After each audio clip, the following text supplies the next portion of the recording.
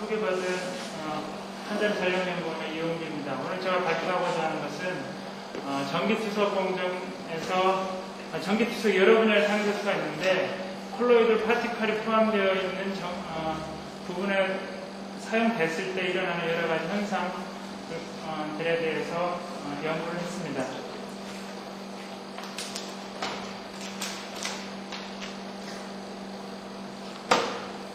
잘 아시는 분도 있겠지만 전기투석에 관한 부분을 잠깐 배경 설명을 드리겠습니다.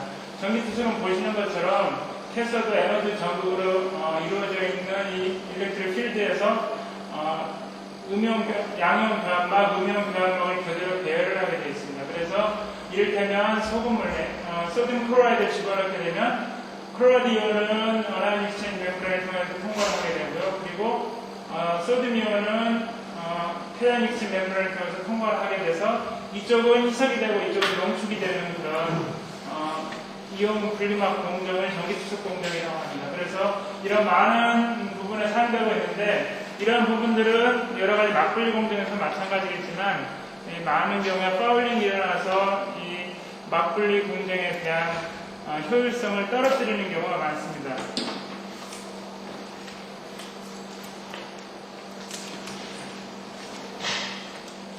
그러면 많은 부분에 있어서 문제로 제기되고 있는 멤브레인 파울링이 마찬가지로 이디 공정에 있어서 문제점으로 제기되고 있는데요. 파울링은 한마디로 얘기하면 막의 그 성능이 저하되는 것으로 생각하시면 됩니다. 그런데 저하되는 물질도 크게 세 가지로 분류를 할 수가 있는데 이 분류는 다른 막 분류 공정과 유사한 분류가 되겠습니다. 그래서 오거닉 파울런스 그리고 이노거닉 파울런스, 바이 파울런스라고 구분할 수가 있는데 여기서 지금 연구하고 발표자고 하는 것은 이 콜로이드 파티클, 이노거닉 파울런스에 관한 부분입니다. 물론 다른 부분에 대한 연구도 중요하지만 이 부분에서는 주로 콜로이드 파티클, 특히 실리카졸이 포함되어 있는 실리카졸이 포함되어 있는 용액에서 과연 용액을 전기투석 공정을 했을 때 어떤 현상이 일어나는지 그리고 그에 수반된 여러 가지 현상들 그런 부분들에 대해서 연구를 하고자 했습니다.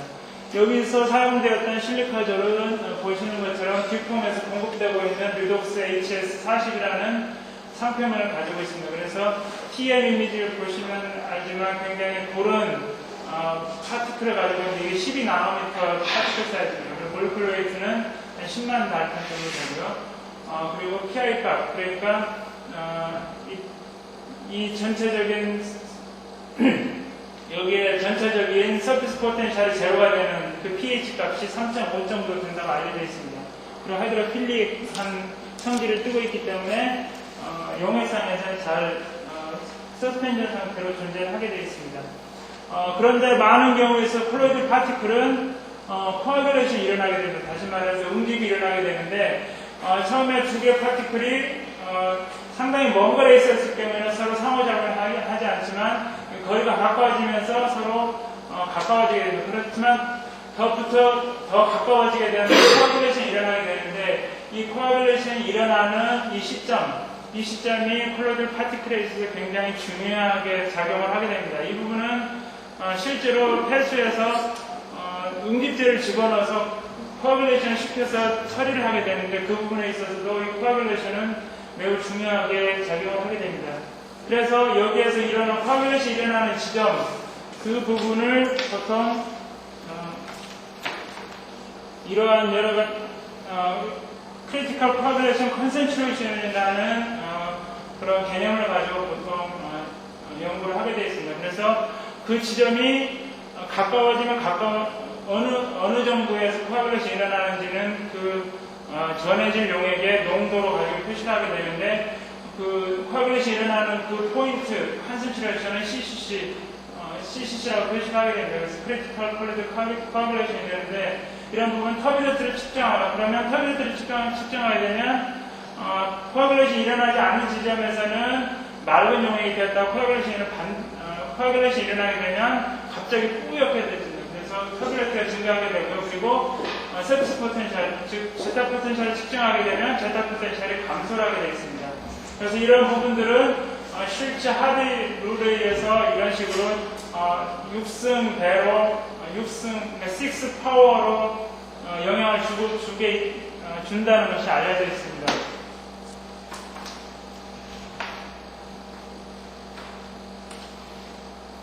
그래서 본 실험은 두 부분으로 나눠져 있습니다. 처음에 실리카졸에 대한 특성 분석과 그리고 실리카졸이 아까 보셨지만 네거티브 차지를 띠고 있기 때문에 어나이시스 멤브레인에 대한 캐릭터레이션 두 부분으로 나눠져 있는데 오늘 주로 발표하고자 하는 부분은 실리카졸의 캐릭터레이션 부분입니다. 이 부분은 다른 페이퍼에서 이미 발표가 되어 있기 때문에 이 부분에서는 생략했습니다. 그리고 전기 투석 공정은 이와 같은 조건에서 수행을 했습니다. 그래서 지금 0.4웨이퍼센트 실리카졸을 사용을 했고 백그라운드 솔루션은 0.1번 소듐 클로라이드 솔루션을 사용했습니다. 그리고 실리카졸을 코아귤레이션 시키기 위해서 칼슘 클로라이드를 사용을 했습니다.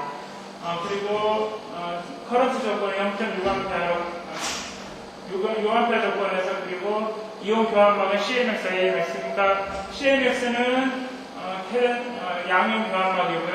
AMX는 음용 교환막입니다. 그래서 각각에 대한 셀 저항과 그리고 소듐 클로라이드 솔루션의 변화 그리고 실리카졸이 과연 어떤 거동을 이루는지를 주로 연구를 했습니다. 먼저 실리카졸의 캐릭터레이션 결과를 먼저 보여드리겠습니다. 보시는 것처럼 아까 뒷봉 그 자료에서 보셨지만 12나노미터 정도 보여드리고 여기서 보면 평균 분자량 12.3나노미터 거의 비슷한 값을 보여주고 있습니다. 보시는 것처럼 모노 디스퍼스한 코아귤레이션이 일어난 0.01몰 포타슘 클로라이드 솔루션 조건에서는 코아귤레이션이 일어나는 낮은 조건이요. 그리고 제타 포텐셜도 마이너스 21mV로서 네거티브 포텐셜을 띄고 있다는 걸 알 수가 있습니다.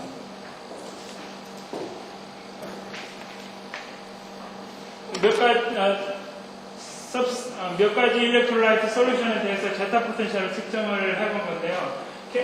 포타슘 클로라이드 솔루션과 소듐 클로라이드 솔루션 같은 경우에는 한 20 mV 이하의 그 하이 네거티브 포텐셜을 띄고 있지만 칼슘 클로라이드나 망가니스 클로라이드 같은 경우에는 마이너스 5, 마이너스 7 mV의 제타 포텐셜을 굉장히 많이 감소한 것을 볼 수가 있는데 이 부분에서 이미 0.01몰 조건에서 이 코아귤레이션이 일어났기 때문에 제타 포텐셜이 감소되어 있습니다. 그래서 지금 일렉트로라이트 솔루션 조건에 따라서 이것은 모노밸런트, 다이밸런트 서로 다른 밸런트 조건에서 코아귤레이션이 서로 다르다는 것을 알 수가 있습니다.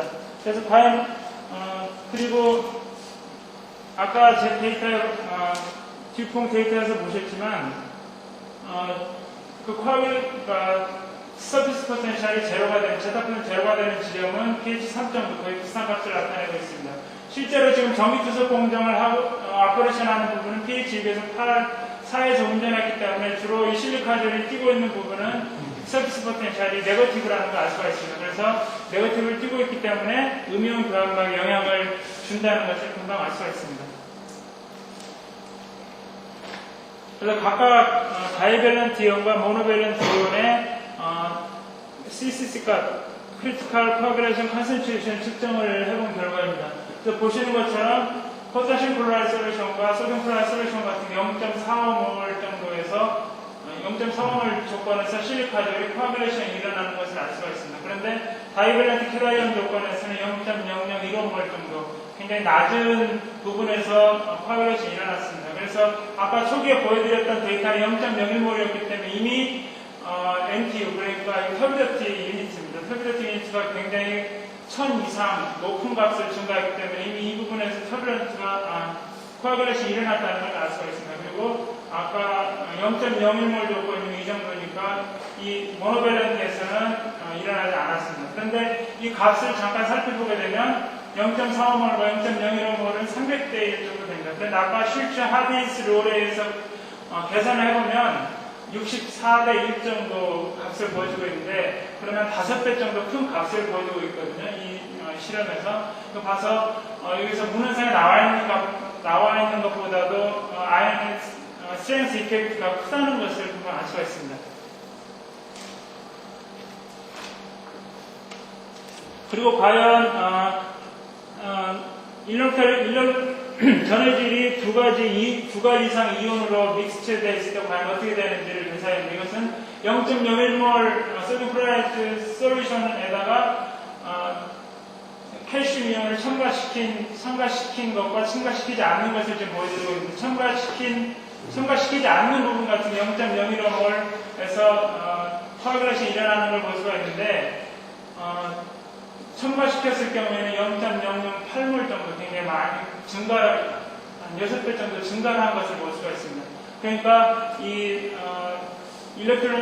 아이언 스트렝스 이펙트가 큰 솔루션에서 솔루션에서 그 코아귤레이션이 일어나는 것을 저해한다는 것을 알 수가 있습니다. 그래서 이 데이터를 0.008몰 이 데이터를 통해서 지금 이제 제가 연구하고자 했던 부분은 코아귤레이션이 일어나기 전과 그 코아귤레이션이 일어난 후에 그 서로 다른 일렉트롤라이트 조건에서 전기투석 공정을 수행을 했고, 거기에서 과연 이 코아귤레이션이 전기투석에 어떤 영향을 미치는지 주로 그 부분에 포커스 맞춰서 연구를 했습니다. 먼저 과연 전기투석 공정을 수행을 한 다음에 이것이 파울링이 됐는지 안 됐는지를 확인하기 위해서 이제 FTI를 측정을 한 건데요. 보시면 이 부분은 지금 사용하지 않는 AMX 멤브레인, 원화X 멤브레인인데, 사용을 하고 나서는 다른 부분은 거의 큰 차이가 없습니다. 그렇지만 여기 실리카 본드로 생각되어지는 이 부분에서 굉장히 하이픽이 나타나는 것을 볼 수가 있습니다. 그래서 어느 정도 케미칼리 본딩을 이루었다는 것을 알 수가 있습니다. 그리고 이것은 실제로 음영 교환막의 표면을 측정한 건데, 이 부분은 지금 실리카젤에 해당되는 부분입니다. 그래서 실리카젤이 이렇게 밖에 나와 있는 부분에 하얗게 나타나는 거고, 약간 밑으로 들어간 부분은 이렇게 약간 색이 좀 하얀색보다는 좀 검정색으로 바꿔지고, 그래서 이 부분은 약간 그 멤브레인 자체에 임프레그네이트 된 상태고, 이 부분은 멤브레인에 그저 디파지트 된 상태입니다. 그래서 실제로 에락스를 측정해 본 결과 실리카들이 나타나 있습니다. 그래서 보통 파울링에서 말하는 것처럼 막 표면에 이러한 파울런트가 어느 정도 디파지트 됐다는 것을 확인할 수가 있었습니다. 그런데 이런 파울런트가 디파지트가 된 상태에서도 된 것으로 확인했는데, 이 부분은 지금 소디움 클로라이드 솔루션의 그 이동 트랜스퍼를 비교를 한 건데, 보시는 것처럼 거의 비슷한 경향을 나타내고 있습니다. 여기서 보시면 0몰, 그 0.01몰, 0.005몰은 지금 크리티컬 CCC 이하고요. 그리고 0.01몰은 크리티컬 이상이라고 생각을 하고 보시면 거의 별로 큰 차이가 없는 것을 볼 수가 있습니다. 마찬가지로 셀 저항을 측정을 해본 건데요. 마찬가지로 보면은 이 부분까지는 거의 큰 차이가 없는 것을 볼 수가 있습니다. 이 부분은 지금 약간 차이가 있는데, 실제로 이쪽 부분은 어큐뮬레이션 단계로 생각하시면 됩니다. 실제로 데이터는 이쪽 부분을 해석하는데 거의 비슷합니다. 그런데 이 끝나는 부분에서 0.01몰 칼슘 조건에서 약간 낮은 값을 보여주고 있는데, 이것은 0.01몰 칼슘이 컨덕티비티를 높이기 때문에 저항을 그러니까 솔루션의 저항이 감소했기 때문에 감소된 것이라고 생각되어집니다. 그러면 과연 이 공정에서 실리카졸이 어떤 거둠을 보이는지를 조사를 한 것입니다. 그래서 보시는 것처럼 한 720분 정도 문제를 했는데요. 0.01몰 칼슘 조건에서 칼슘과 그리고 0.05몰, 아까 말씀드린 대로 0.005몰 같은 경우에는 코아귤레이션이 일어나기 전이고, 그리고 0.01몰 같은 경우는 코아귤레이션이 일어나는 후입니다. 그래서 비교를 해보시게 되면 코아귤레이션이 일어나기 전에 이동 속도가 굉장히 빠르다는 것을 알 수가 있습니다. 그래서 이 아까 실리카졸이 네거티브 차지를 띠고 있기 때문에 원행식 멤브레인을 통해서 추가를 했다는 것을 알 수가 있습니다. 많은 양이 추가를 했다는 것을 알 수가 있습니다. 그리고 실리카졸, 희석이 되는 그쪽 부분도 마찬가지로 두 개가 상반된 그런 변화를 보여주고 있는데,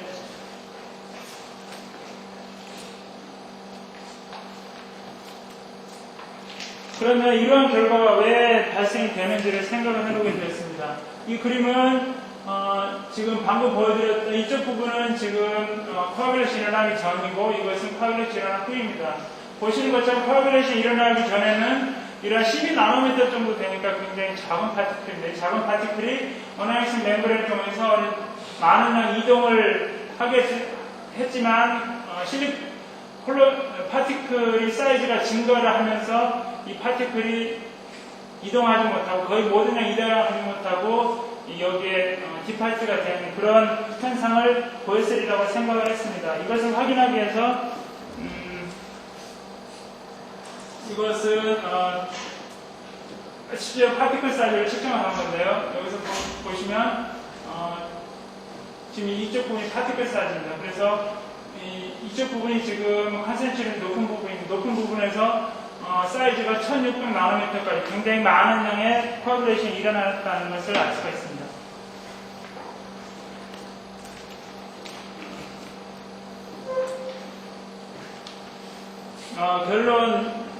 결론으로 마치고자 합니다. 이 실험을 통해서 실리카졸이 네거티브 차지를 뜨고 있었고, 그렇기 때문에 음식 교환막에 영향을 미쳤다는 것을 알 수가 있습니다. 그리고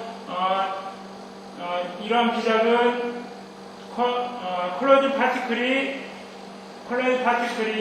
이온 교환막의 디파이트가 됨으로 인해서 파울링을 일으켰다고 생각되었지만, 그렇지만 이런 것들이 아까 보셨던 것처럼 셀 저항과 그리고 NAC의 이동 속도는 큰 영향을 미치지 않았는데, 이런 부분들은 굉장히 팩트한 그런 레이어를 형성할 경우에는 영향을 주게 되지만, 이 부분에서는 굉장히 루스한 그런 팩트 레이어를 형성했기 때문에 영향을 별로 주지 않았다는 것을 알 수가 있었습니다. 그리고 CC3를 통해서 각각에 대한 콜로이드 스테빌리티, 그러니까 코아귤레이션 경향을 측정을 했는데, 이런 것들이 이온 교환막 공정에 있어서 영향을 준다는 것을 알 수가 있었고, 오히려 코아귤레이션이 일어나면 이온 교환막 공정에 굉장히 코아귤레이션이 일어나더라도 이온 교환막 공정은 나름대로 효율성을 가지고 운전을 할 수 있다는 것을 알 수가 있었습니다. 이상입니다.